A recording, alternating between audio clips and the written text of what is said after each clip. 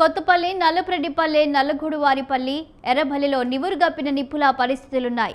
ఎక్కడికక్కడ భారీగా పోలీసులు మోహరించారు. ఏజెంట్ను భయపెడుతున్నారని వైసీపీ నేతలు ఆగ్రహం వ్యక్తం చేశారు. వైసీపీ తప్పుడు ఆరోపణలు చేస్తుందని టీడీపీ అంటుంది. వైసీపీ నేతలపై టీడీపీ నేతలు దాడులు చేస్తున్నారని ఎంపీ అవినాష్ రెడ్డి ఆరోపించారు. పులివెందుల ఒంటిమిట్ట సరిహద్దు జిల్లా సరిహద్దులో ప్రత్యేక చెక్పోస్టులను ఏర్పాటు చేశారు. ఇక పులివెందులలో ఒంటిమిట్టలో జరుగుతున్న పోలింగ్కి సంబంధించి పూర్తి వివరాలు మా కడప కరెస్పాండెంట్ సుబ్బారెడ్డి అందిస్తారు లైవ్లో. సుబ్బారెడ్డి, పోలింగ్ ఎలా కొనసాగుతుంది? కడప జిల్లాలో పులివెందులతో పాటు ఒంటిమిట్టలో జరిగేటటువంటి జెడ్పీటీసీ ఉప ఎన్నికలు ఏవైతే ఉన్నాయో వీటికి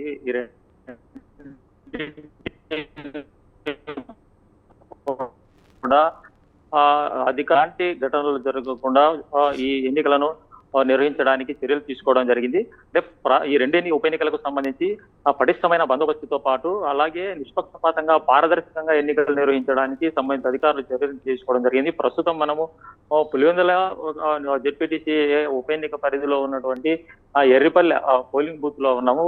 ఇక్కడ దానికి సంబంధించినటువంటి విజువల్స్ ఏవైతే ఉన్నాయో వాటిని మనం స్క్రీన్ మీద చూసేటటువంటి పరిస్థితి ఉంది. ఓటర్లు ఈ ఎన్నికలకు సంబంధించి ఓటర్లు క్యూ లైన్ లో నిలబడుకోవడంతో పాటు ఈ పోలింగ్ బూత్ ఏదైతే ఉందో దీనికి సమీపంలోనే పోలీసులు కూడా కట్టుదిట్టమైనటువంటి భద్రతలో ఈ పోలింగ్ ఏదైతే ఈ పోలింగ్ జరుగుతున్నటువంటి పరిస్థితి ఉంది. సంబంధిత అధికారులు కూడా అందుకు సంబంధించినటువంటి ఏర్పాట్లు కూడా చేయడం జరిగింది. ఏదేమైనా కూడా ఈ ఎన్నికలకు సంబంధించి అటు ఇరు పార్టీలకు సంబంధించినటువంటి వ్యక్తులు ఎవరైతే ఉన్నారో ప్రధానంగా ఉండేటటువంటి టీడీపీ వైసీపీ మధ్యనే ఈ ఎన్నిక కొనసాగుతుందని చెప్పుకోవచ్చు. అయితే ఉదయం నుంచి 7 గంటలకే ఈ పోలింగ్ అనేటువంటిది ప్రారంభమైనటువంటి నేపథ్యంలోనే అందుకు పోలింగ్ బూత్లలో కూడా సంబంధిత అధికారులు ఏర్పాట్లు కూడా ఓటర్లు ఎలాంటి ఇబ్బందులు పడకుండా మౌలిక వసతులతో పాటు సీసీ కెమెరాలు అలాగే వెబ్ కాస్టింగ్ తో పాటు మైక్రో అబ్జర్వర్లతో ఈ పోలింగ్ బూత్లకు ఏవైతే ఉన్నాయో 15 పోలింగ్ బూత్ల పరిధిలో ఉన్నటువంటి జెడ్పీటీసీ ఉప ఎన్నికకు సంబంధించి పులివెందుల జెడ్పీటీసీ ఉప ఎన్నికకు సంబంధించి 15 పోలింగ్ బూత్లలో కూడా ప్రధానంగా సమస్యాత్మకంగా ఉండేటువంటి పోలింగ్ బూతులు ఏవైతే ఉన్నాయో వాటిలలో మైక్రో అబ్జర్వర్లతో పాటు వెబ్ కాస్టింగ్ అలాగే సీసీ కెమెరాల నిగడలో ఎన్నికలు జరుగుతున్నాయని చెప్పుకోవచ్చు.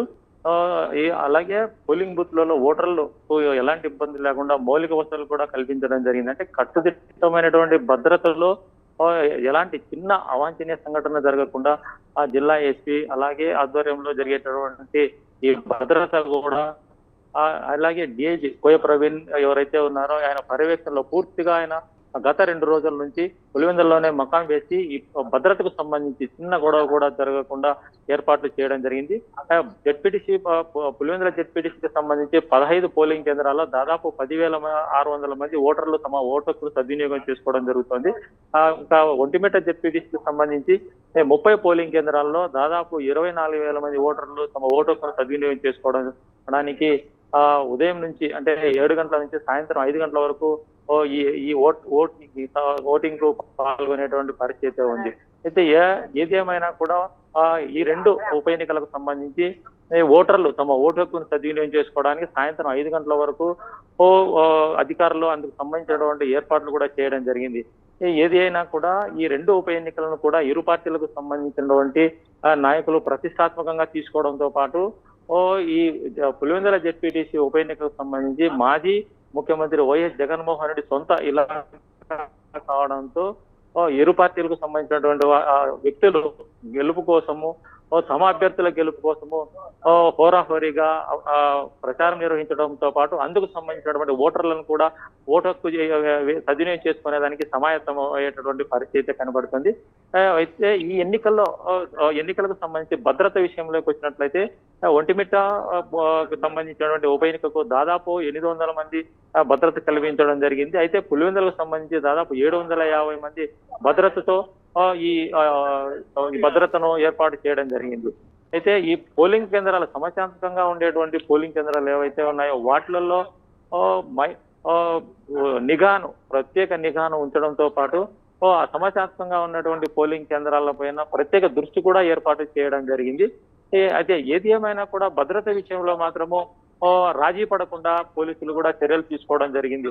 అయితే ఉదయం నుంచి ఈ రోజు పోలింగ్ ప్రారంభం కాకముందు నుంచే ఆ అరెస్టుల పర్వం అనేటువంటిది కూడా కొనసాగుతోంది అని చెప్పుకోవచ్చు. ఉదయమే పోలింగ్ ప్రారంభం కాకముందే ఎంపీ అవినాష్ రెడ్డిని అరెస్ట్ చేయడంతో పాటు ఎమ్మెల్సీ రాంగోపాల్ ను కూడా హౌస్ అరెస్ట్ చేయడము, అలాగే పులివెందుల లో ఉన్నటువంటి వైసీపీకి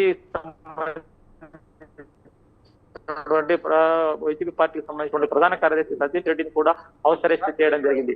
అయితే ఈ అరెస్టులతో ఎలాంటి ఈ విధంగా ప్రజలకు తీసుకెళ్తారనేటువంటిది కూడా ఒక విధంగా చర్చనీయాంశంగా ఉందని చెప్పొచ్చు. ఎందుకంటే అరెస్టులు చేసి వైసీపీ వాళ్ళను భయపడించి ఓటింగ్ శాతం పెంచుకోవాలనేటువంటిది కూడా ఎవరు టీడీపీ వాళ్ళు ఆరోపణలు చేస్తున్నటువంటి పరిస్థితి. ప్రస్తుతం మనము డిఐజీ కోయ ప్రవీణ్ ఎవరైతే ఉన్నారో ఈయన ఎరిపల్లిలో ఉన్నటువంటి పోలింగ్ బూత్ ను పరిశీలించడానికి రావడం జరిగింది. ప్రస్తుతం మనం విజువల్స్ లో చూడొచ్చు, పోలింగ్ బూత్ లోకి వెళ్తున్నటువంటి పరిస్థితి ఉంది. కోయ ప్రవీణ్ ఎవరైతే ఉన్నారో డిఐజీ గారు పర్యవేక్షణ అంటే పోలింగ్ బూత్ లో ఏ విధంగా జరుగుతుంది, ఏ విధంగా ఈ ఓటింగ్ సరళి జరుగుతుంది అనేటువంటిది, అలాగే పోలింగ్ సరళి ఏ విధంగా ఉంది, భద్రత ఏ విధంగా ఉంది, ఓటర్లకు ధైర్యం కల్పించడానికి అంటే క్యూలో నిలబడుకొని తమ ఓటు హక్కు వినియోగించుకొని ఓటు హక్కును సద్వినియోగం చేసుకునేడానికి ధైర్యం చెప్పడానికి కావచ్చు, అలాగే ఓటింగ్ సరళి ఏ విధంగా ఉంది అనేటువంటి దాన్ని, భద్రత ఏ విధంగా ఉండాలి అనేటువంటి దానిపైన డిఐజీ కోయ ప్రవీణ్ ఇప్పుడే ఎరిపల్లిలో ఉన్నటువంటి పోలింగ్ బూత్ ను పరిశీలించడానికి రావడం జరిగింది. పోలింగ్ కేంద్రం వద్ద మనం పరిశీలించినట్లయితే విజువల్స్ లో భద్రత అనేటువంటిది కూడా ఏ విధంగా ఉండాలి అనేటువంటిది చూడొచ్చు. అంటే ఇంత కట్టుదిట్టమైన భద్రత, ఎలాంటి చిన్న ఇష్యూ కూడా, చిన్న గొడవ కూడా జరగకుండా ఆ భద్రతను ఏర్పాటు చేయడం జరిగింది. అయితే ఈ భద్రతలో చిన్న పొరపాటు కూడా జరగకుండా చర్యలు తీసుకున్నారని చెప్పుకోవచ్చు. ఎందుకంటే ప్రభుత్వానికి చెడ్డ పేరు వస్తుందనేటువంటి నేపథ్యంలోనే చిన్న గొడవ జరిగినా దాన్ని అదే ఇష్యూకి సంబంధించి అటు సోషల్ మీడియాలో కావచ్చు, ఏదైనా కావచ్చు, దాన్ని ఇష్యూ చేస్తారనేటువంటి నేపథ్యంలోనే భద్రతకు సంబంధించి చర్యలు తీసుకోవడం జరిగింది. ఈ ఉదయం నుంచి 7 గంటల నుంచి సాయంత్రం 5 గంటల వరకు ఓటర్లు తమ ఓటు హక్కును వినియోగించుకోవడానికి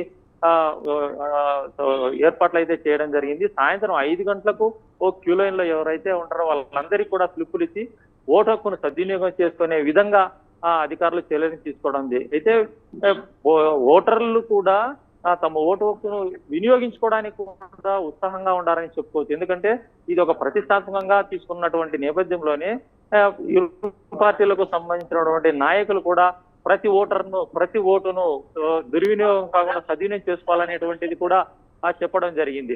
అయితే ఈ అరెస్టుల పర్వం అనేటువంటి ఉదయం నుంచి కొనసాగుతున్నటువంటి నేపథ్యంలోనే ఇరు పార్టీలకు సంబంధించినటువంటి వ్యక్తుల ప్రతి ఆరోపణలతో ఉదయం నుంచి సోషల్ మీడియాకు సంబంధించినటువంటి లేకపోతే తమకు ఆరోపణలు చేసుకున్నటువంటి పరిస్థితి అయింది. అయితే ఇంకొకటి, ఇప్పుడు ఇప్పటికే వచ్చినటువంటి సమాచారం మేరకు పులివెందుల జెడ్పీటీసీ పరిధిలో ఉన్నటువంటి ఎవరైతే ఉన్నారో నల్లపరెడ్డిపల్లెలో అదే గ్రామానికి చెందినటువంటి ఓటర్లు కాకుండా బయట నుంచి వచ్చినటువంటి వ్యక్తులు స్లిప్పులు తీసుకొని ఓట్లు వేస్తున్నారనేటువంటి ఆరోపణ కూడా వస్తుంది. అయితే దీన్ని అటు అధికారులు కావచ్చు, అటు పోలీసులు కావచ్చు, దాన్ని నిర్ధారణ చేయాల్సినటువంటి పరిస్థితి. ఎందుకంటే బయట వ్యక్తులు వచ్చి ఇక్కడ ఓటు హక్కు వేస్తున్నారనేటువంటిది, బయట వ్యక్తులు వచ్చి స్లిప్పులు తీసుకొని క్యూలో నిలబడుకొని ఓట్లు వేస్తున్నారనేటువంటి ఆరోపణలు అందులో వైసీపీ నాయకులు చేస్తున్నారు. మరి ఇది ఎంతవరకు నిజము, అది వాస్తవమా కాదా,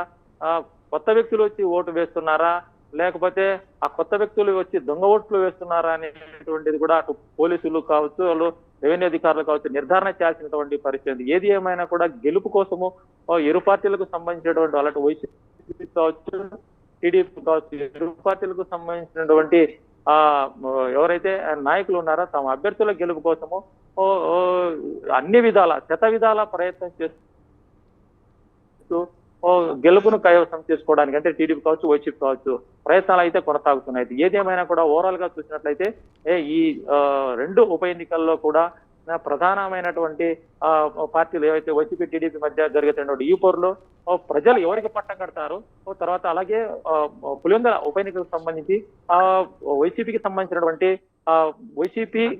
వైసీపీకి సంబంధించినటువంటి వైసీపీ కోటకు బీటలు పారుతాయా, లేకపోతే అందులో టీడీపీ జెండా ఎగురుతుందా లేకపోతే వైసీపీ తన స్థానాన్ని తిరిగి కైవసం చేసుకుంటుందా అనేటువంటిది కూడా ఇక్కడ ఒక ఉత్కంఠ అనేటువంటిది కొనసాగుతుందని చెప్పుకోవచ్చు. అయితే సుబ్బారెడ్డి ఇక్కడ చూసినట్లయితే మరి ఇంత చిన్న ఉప ఎన్నిక కూడా ఎందుకు ఇట్లా సమస్యాత్మక ప్రాంతాలుగా మారుతుంది పులివెందులలో? అసలు ఈ ప్రాంతాలకు ఆజ్యం పోస్తుంది ఎవరు? ఈ పోలింగ్ కూడా మరి పోలింగ్ ఎలా జరుగుతుంది? స్లోగా జరుగుతుందా? లేకపోతే ఓటర్లు మరి ఓటు హక్కు వేయడానికి వస్తున్నారా లేదంటే భయపడుతున్నారా? పోలింగ్ ఎలా జరుగుతుంది? దీనిపై ఓటర్లు ఏమంటున్నారు? ప్రస్తుతానికైతే ఇది ఈ రెండు పార్టీలకు సంబంధించినటువంటి ఒక ప్రెస్టేజ్ ఇష్యూగా చెప్పుకోవచ్చు. ఎందుకంటే వైసీపీకి సంబంధించినటువంటి గతంలో ఎన్నికైనటువంటి వ్యక్తి, వైసీపీకి సంబంధించినటువంటి వ్యక్తి మృతి చెందినటువంటి నేపథ్యంలోనే ఇక్కడ ఉప ఎన్నిక జరుగుతుంది. అంటే తన యొక్క స్థానాన్ని తిరిగి కైవసం చేసుకోవడానికి వైసీపీ అయితే ప్రయత్నాలు చేస్తుంది. కానీ టీడీపీ మాత్రము ఎలాగైనా మాజీ ముఖ్యమంత్రి వైఎస్ జగన్మోహన్ రెడ్డి కోటలో తమ జెండా ఎగరవేయాలా, ఇది రాబోయే ఎన్నికలకు నెక్స్ట్ జరిగేటటువంటి స్థానిక సంస్థల ఎలక్షన్లకు ఒక ఎవిడెన్స్ గా తీసుకొని దీన్ని పులివెందులలోనే ఒక వైసీపీకి సంబంధించినటువంటి అడ్డాలోనే మా టీడీపీ జెండా ఎగిరింది అనేటువంటి దాన్ని టీడీపీ వైసీపీ కోట పైన టీడీపీ జెండా ఎగరవేశామా అనేటువంటి దాన్ని రాబోయే ఎలక్షన్లకు, స్థానిక సంస్థల ఎలక్షన్లకు దీన్ని ఒక నిదర్శనంగా చూపించుకొని ముందుకెళ్లాలనేటువంటి నేపథ్యంలోనే టీడీపీ తన వ్యూహాలతో ముందుకెళ్తున్నారని చెప్పుకోవచ్చు. Right, thank you Subbareddy.